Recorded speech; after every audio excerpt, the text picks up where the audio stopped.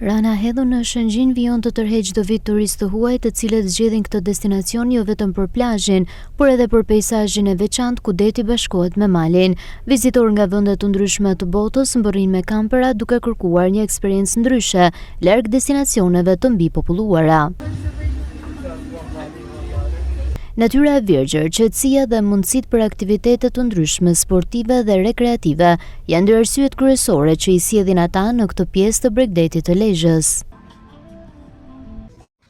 Një tjetër element që lëgjum tek turistët është mikpritja e banorëve vendas.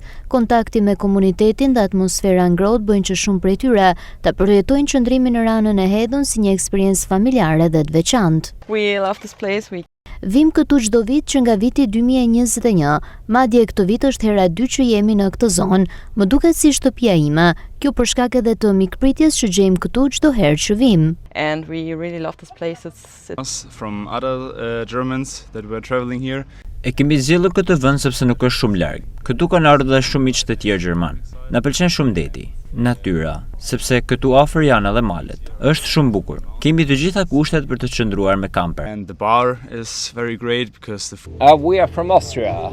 Na pëlqen shumë ky vend. Jemi nga Austria.